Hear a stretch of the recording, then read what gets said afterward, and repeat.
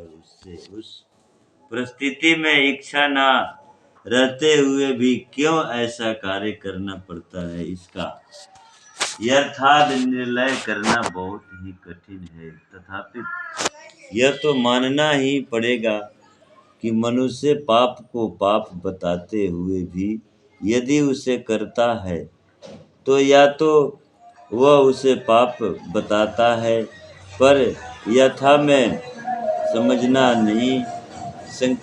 संख्या आने से मनुष्य मर जाता है, यह पक्का विश्वास जिसको होता है वह सुंदर दिखने वाले सृष्टि लड्डुओं में भी संखियों का संदेह हो जाने पर भी उन्हें नहीं खाता, क्योंकि वह समझता है कि खाऊंगा तो मैं मर जाऊंगा। या इतना उत्पन्न